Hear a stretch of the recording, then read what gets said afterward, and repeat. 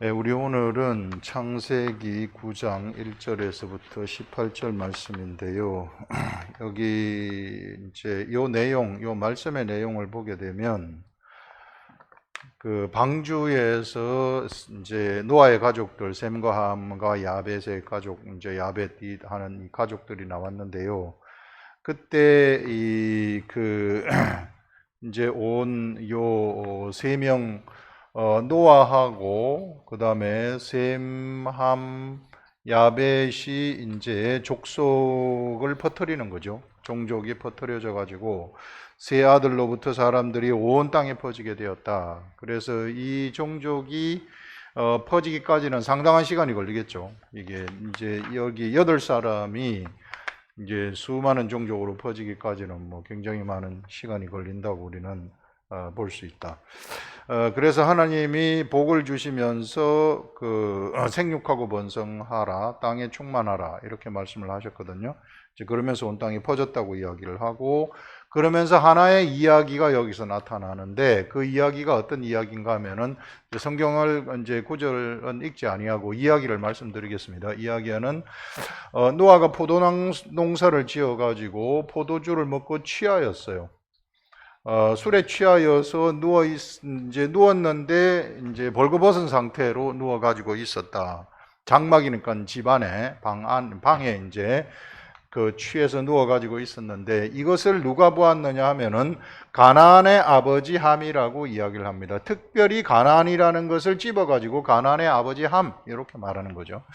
그래서 이 함이 노아는 하나님의 아들이에요. 하나님의 아들들의 시대에 하나님의 신이 함께하는 사람이었다. 자, 이런 이제 그 수치, 하나님의 아들의 수치를 누가 봤느냐면은 함이 본 다음에 그것을 자기 형하고 동생이죠. 이게 셈과 야벳한테 이야기를 하게 되고, 셈과 야벳은 이렇게 아버지가 이 하체가 드러난 채 누워 있는 것을 이제 보지 않기 위해서 뒷걸음쳐 들어가 가지고 옷으로 그것을 이제 덮어주는 이런 내용입니다.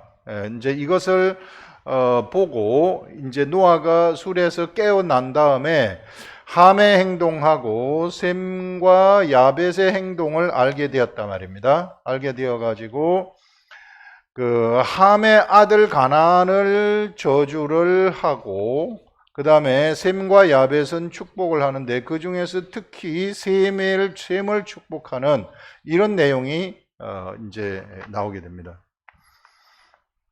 전에 제가 창세기를 했을 때에는 이 말씀을 묵상을 할 때 어떤 내용이 깨달아졌는가 하면, 이때는 하나님의 아들은 하나님의 영이 역사하는 사람인데, 하나님이 영이 역사하는 사람들의 수치를 드러내는 사람들은 저주를 받게 되고, 하나님의 이 영이 함께하는 사람들의 수치를 덮어주는 사람들, 이것을 이제 하나님의 아들들도 육신이 있기 때문에 육신 때문에 이런 허물들이 있지 않겠어요. 이 허물들을 갖다가 덮어주는 이런 사람들은 하나님으로부터 큰 축복을 받게 되어진다 하는 이런 묵상으로 전에 이제 요 부분을 전달했던 것이 기억이 납니다. 이것도 이제 우리가 알아야 되겠죠.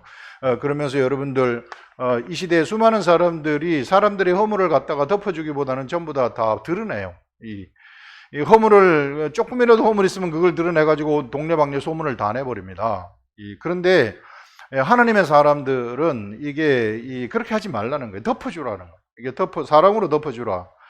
그래서 그게 사랑이라는 거죠. 특히 이제 하나님의 사람들, 하나님의 아들들의 수치는 이렇게 서로 덮어주면서 가게 되면, 이제 덮어준 그 사람한테는 셈처럼 하나님의 축복을 받게 되어지는데, 이 축복이 어떤 축복인가? 셈이 받은 축복이라는 것은 하나님의 역사가 그에게 맡겨지게 되어지는, 셈의 자손들한테 하나님의 기름 부음이 일어나게 되어지는 이런 것들을 이야기를 한다는 것입니다. 기름 부음이 일어났다는 것은 하나님이 하나님의 역사를 세상에서 이끌어 가실 때에 그 셈의 족속들한테 하나님이 일을 맡겨버린다, 그런 말이에요. 여러분, 하나님의 일을 맡는 거하고 맡지 못하는 거하고는 영적 관점에서는 엄청난 차이가 납니다. 사람들은 이게 영적 세계가 잘 보이지 않기 때문에 그냥 뭐 하나님의 일을 하건 안 하건 이런 감각들이 잘 없는데요. 무디어가지고 없는데, 그러나 영적 관점에 딱 들어가가지고 보게 되면 내가 하나님의 일에 동참하는 거하고 그렇지 않은 사람은요, 하늘과 땅 차이에 그 영광이라는 것은 비교할 수가 없어요.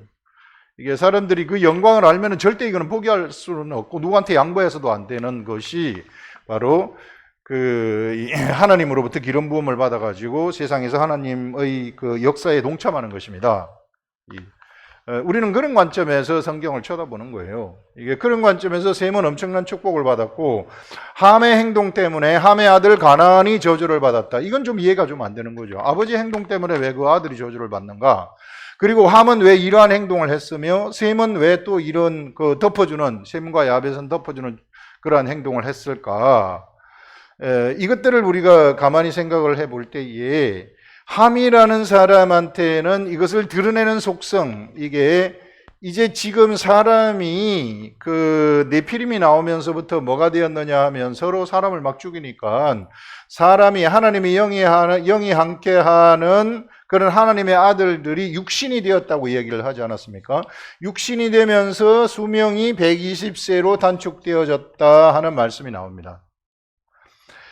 이제 셈과 함과 야벳은 노아 홍수 이후에 셈과 함과 야벳이라는 사람들은 이제 셈의 족보를 쭉 가다 보면은 셈은 600세 이상 살고요. 그러면서 내려가면서 뭐 셈의 아들 쭉 내려가게 되면 아르박삿도 나오고 이렇게 쭉 내려가면서 이게 점점 수명이 짧아지는 것을 볼 수 있어요. 수명이 짧아지면서 아브라함 때에 가가지고 아브라함은 수명이 175세가 되고 그 다음에 이삭은 180세, 야곱은 147세, 야곱의 아들 요셉 때에 가가지고는 110세가 되어지는 것을 볼 수 있습니다. 요셉 때에 가가지고 바로 이 수명이 120세 밑으로 내려가게 되었구나. 그렇게 되면서 사실상 어떤 일이 일어나게 되느냐 하면은 사람이 완전히 이제 신이 역사하는 하나님의 아들들의 시대, 하나님의 영이 역사하는 데서 이제는 육신으로 바뀌어버리는 이런 일들이 일어나게 된다는 거죠. 그 말은 뭐냐면 하나님의 신이 역사한다는 것은 하나님의 빛이 그들한테 비친다는 겁니다. 이 흑암이 아직까지 드리워지지는 않았다는 거죠. 하나님의 빛이 쫙 비쳐가지고 가다가 점점 빛이 흐려지게 된다는 것을 얘기하는 겁니다. 수명이 120세로 이제 바뀌게 된다는 것은 점점 흐려지면서 흑암이 그 속에 드리워지게 되어지는 것을 볼 수 있는데 사람에 따라서 좀 틀리구나 하는 것을 볼 수 있는데요. 바로 함이라는 사람한테는 육체 기질이 셈보다 이게 육체 기질이 더 컸다는 거죠.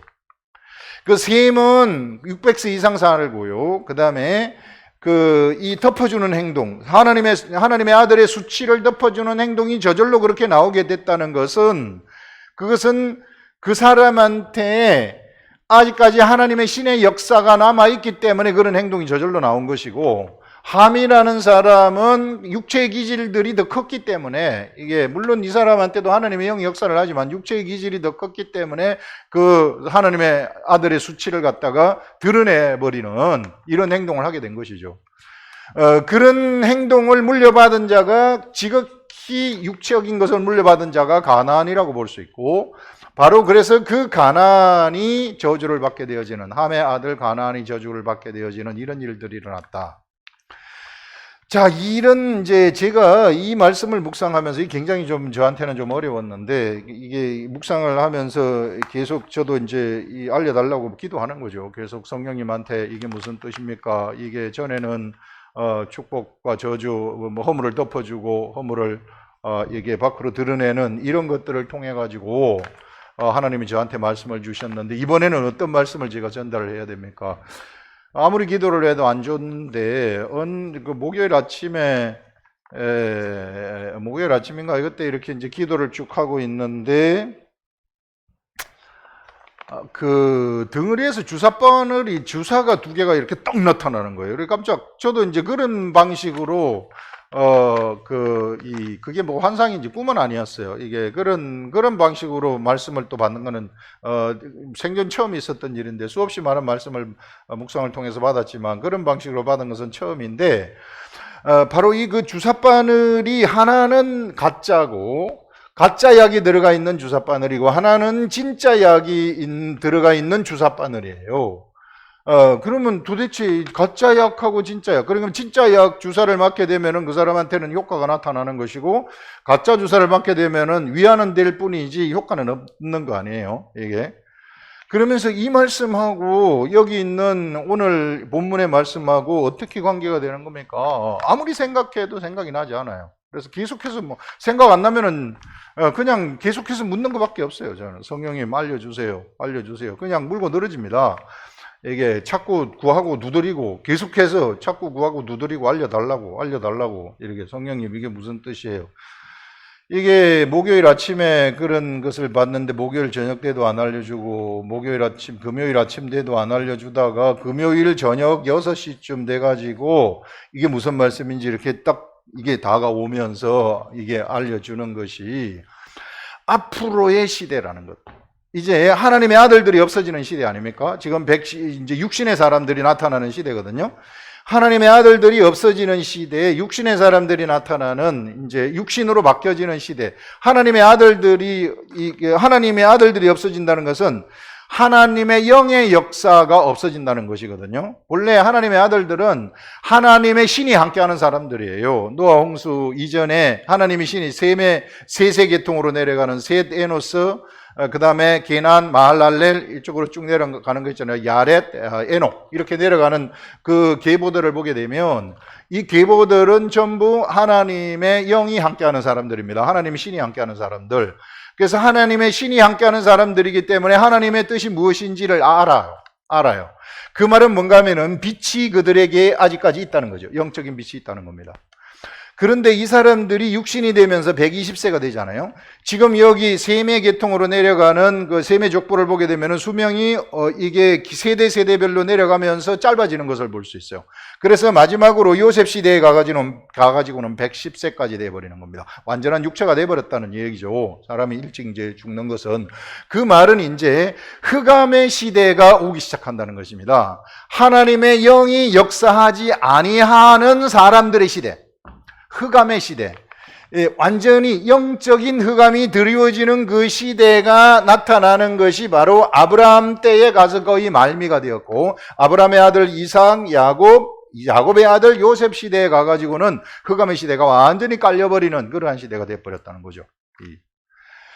그래서 하나님은 아브라함이라는 사람, 셈의 족속인 셈의 계통에서 아브라함이라는 한 사람을 선택을 해가지고 이제부터는 이제 그 어떤 시대를 열게 되느냐면은 아브라함을 통해 가지고 이게 하나님은 세상에 이스라엘이라는 나라를 건국하시는 거예요. 이스라엘 나라를 만들어 버리는 겁니다.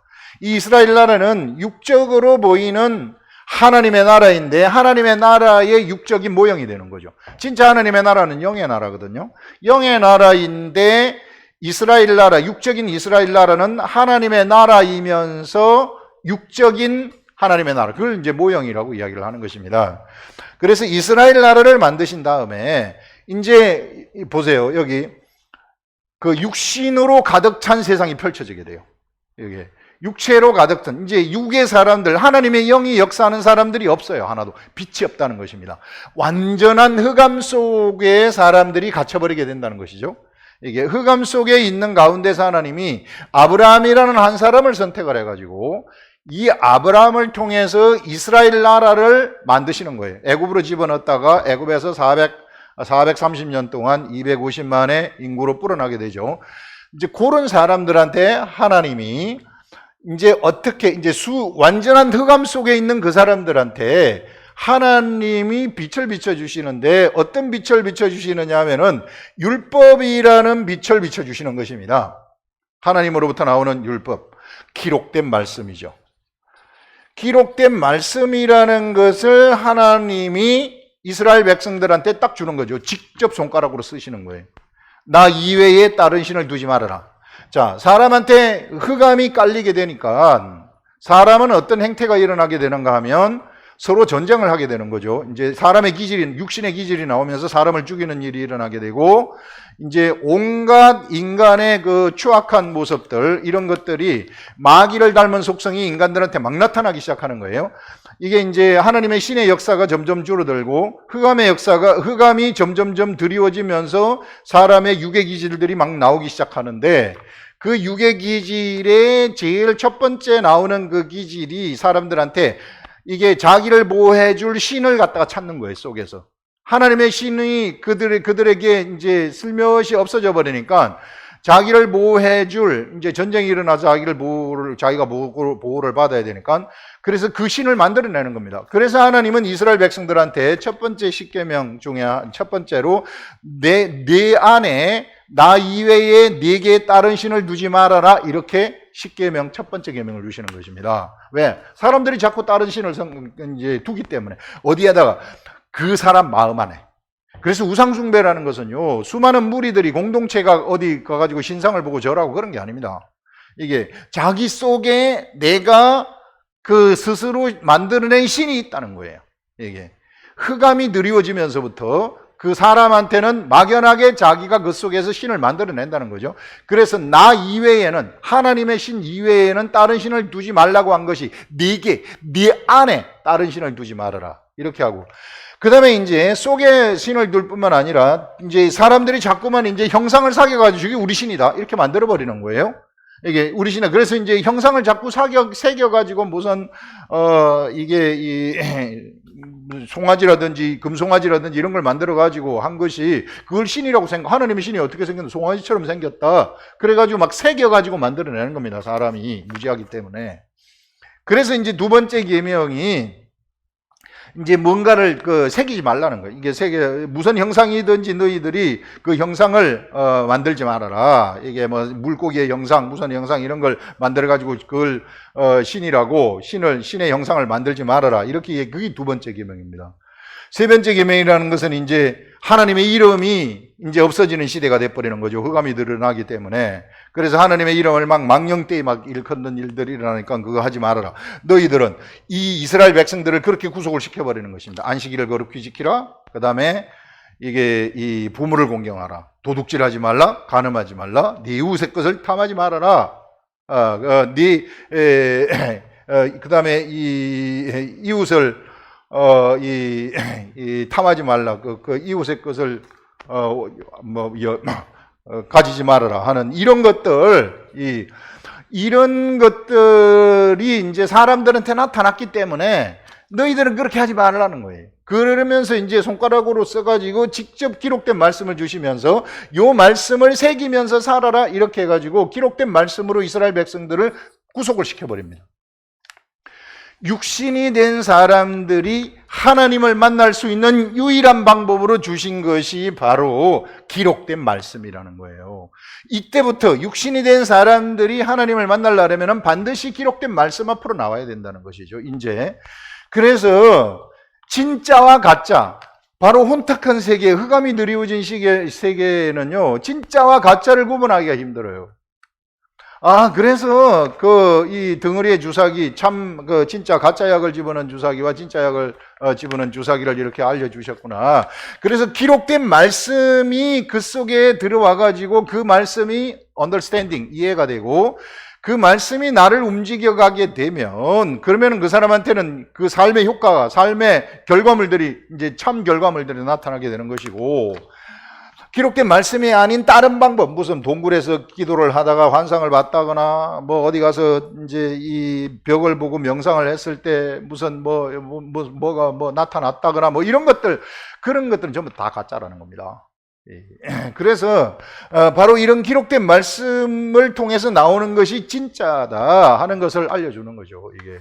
그런데 이 기록된 말씀도 우리가 반드시 알아야 될 것이 뭐냐면요, 기록된 말씀을 가지고 나오는 이단들이 얼마나 많습니까? 사단들도 기록된 말씀을 가지고 나와요. 예수님을 시험을 할 때에 마귀가 이게 기록되었으되 이렇게 시험을 하지 않습니까?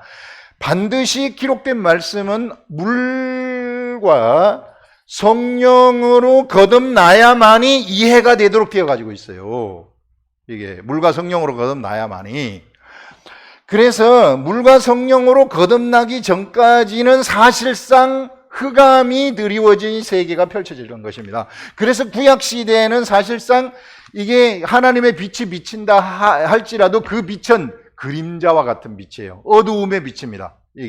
이게 달이 비쳤을 때 해가 비치는 낮하고 달이 비치는 밤하고 틀리듯이 이와 같이 꾸무리한 밤이라는 거예요. 이게. 빛이 비쳐도 이제 그런 빛이 비추는데 그 빛은 누구를 통해서 비추냐면 선지자들을 통해서 비추는 거죠. 이제 중간중간 선지자들이 하나님의 말씀을 주잖아요. 그래서 그 말씀을 듣고 이제 가는 사람들, 그런 사람들을 통해서 비치는 시대가 펼쳐지다가 드디어 예수 그리스도가 육신의 힘을 입고 육신을 입고 세상에 딱 나타나지 않습니까? 그래서 어디에서 나타나냐면 갈릴리에서 예수 그리스도가 딱 나타나는 거예요. 그래서 갈릴리 이방의 빛이여 하고 하는 것이 그 말입니다. 흑암에 드리운 이게 스불론과 납달리, 흑암에 드리워진 스불론과 납달리 지역 그 갈릴리 이방이여 이 이방에게 빛이 비추었도다 하는 말씀이 바로 그런 말이에요. 이게 완전히 영적인 흑암 속에 예수 그리스도가 거기에서 딱 나타나게 되면서 흑암 속에 빛이 쫙 비치게 되어지는 이런 일들이 일어나게 되었다는 거죠. 바로 그래서 이 예수 그리스도가 어떻게 이 예수 그리스도만이 빛을 우리들한테 밝혀주실 수 있는 분이신데, 바로 이 예수 그리스도가 물과 성령, 예수님이 십자가에 돌아가시면서 이제 물세례를 베푸시는 것이죠. 이제 너희들도 너희의 모든 육적인 것들을 여기다가 장사 지내라. 그래서 물과 성령, 그러면은 성령을 우리가 받게 되는데, 그 성령을 우리가 받으면서 성령님이 우리 속에 딱 들어오게 되어 오시면서 무엇을 가르쳐 주느냐면은 기록된 말씀을 그때부터 가르쳐 주기 시작한다는 것입니다.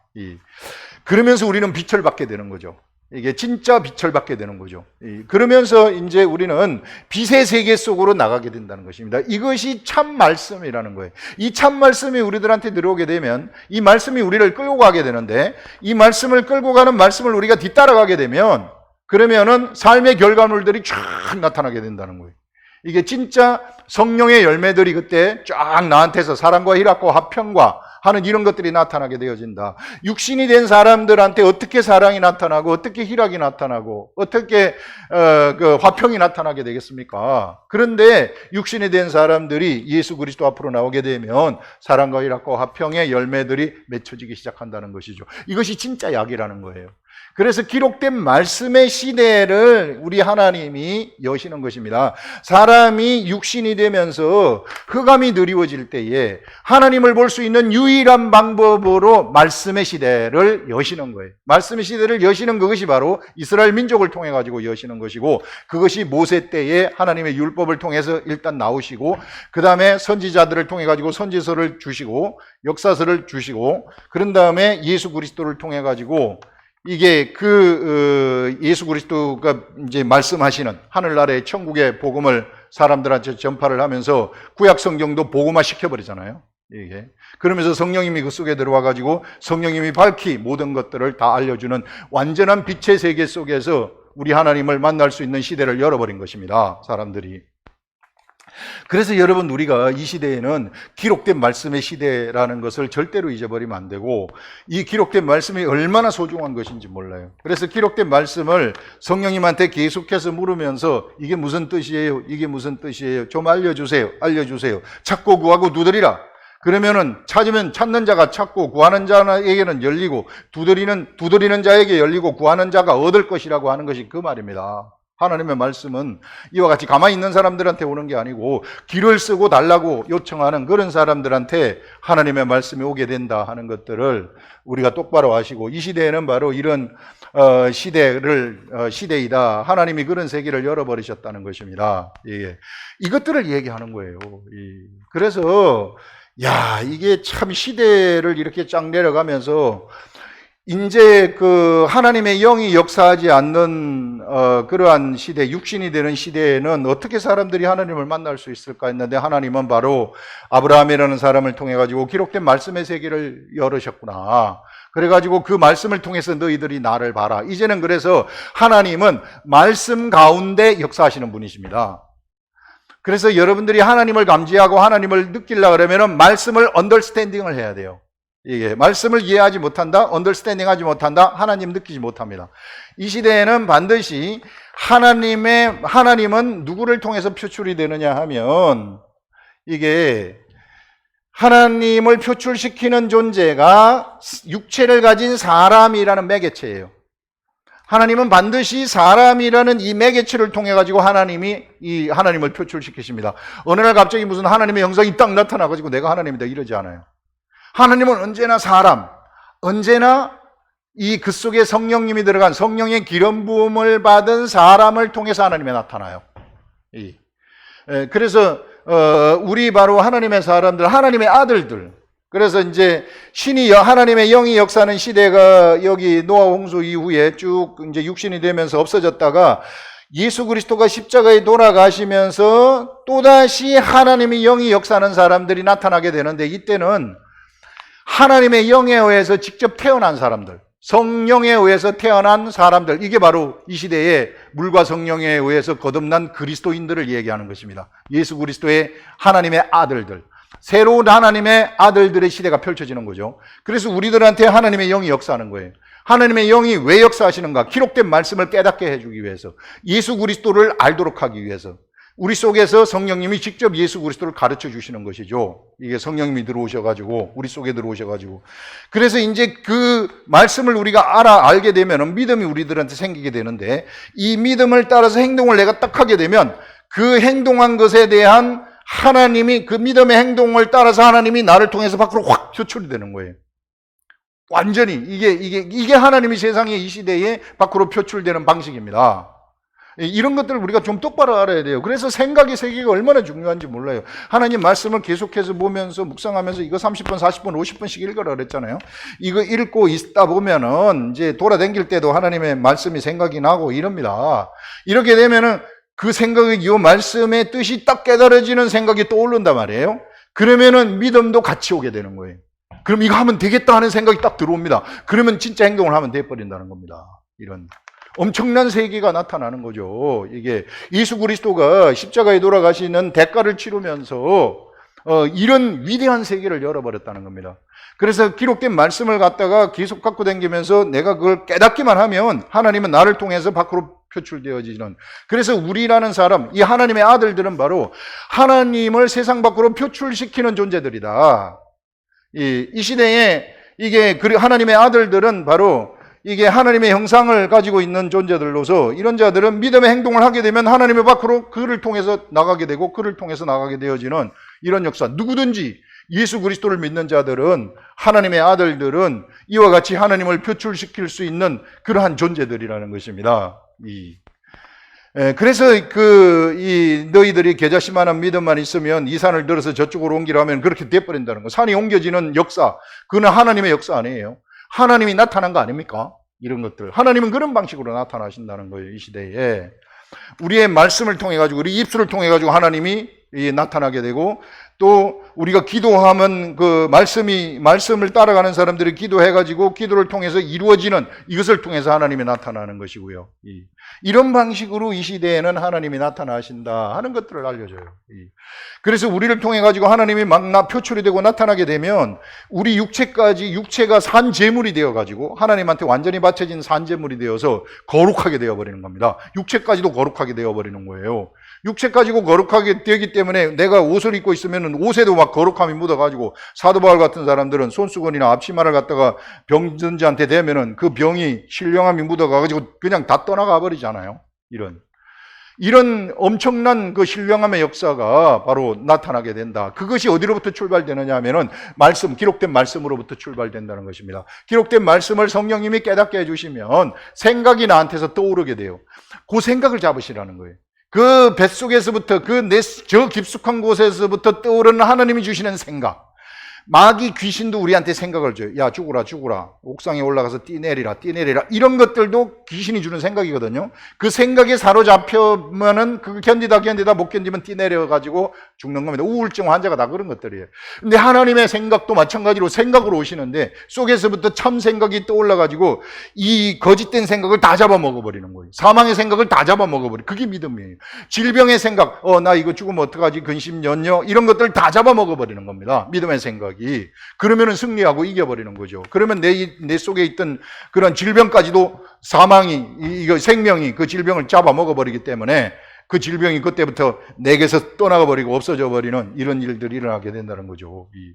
그래서 여러분, 이 생각이 나한테서 오게 하려고 그러면은 묵상을 하시라는 거예요. 기록된 말씀 들고 다니면서 묵상하게 되면 성령님이 딱 이 기록된 말씀을 통해서 생각을 딱 주시는 거예요.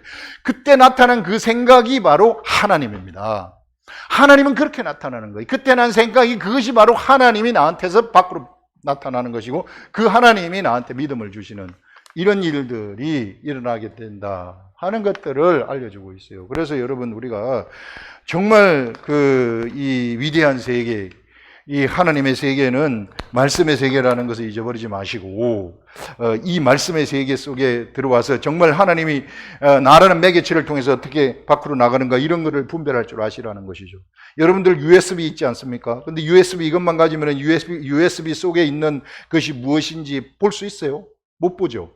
뭐가 있어야 되잖아요. 뭐가 있어야 돼요? PC, 컴퓨터가 있어야 돼요. 프로그램이 있어야 돼요. 그래서 USB 꽂아가지고 컴퓨터 켜가지고 프로그램을 통해서 그것을 열 때에, 거기 있는 파일을 열 때에 그 내용이 무엇인지 우리들한테 딱 보이지 않습니까? 하나님도 우리들한테 그냥 막연히 그냥 하나님이 나타나지 않아요.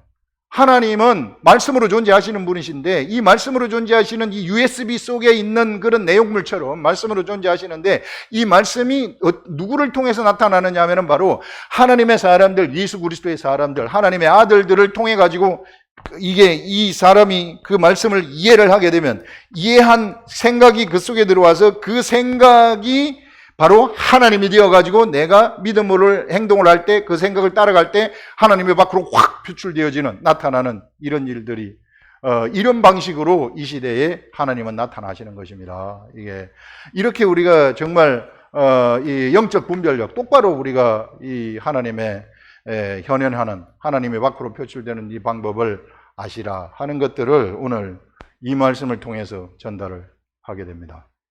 기도하겠습니다.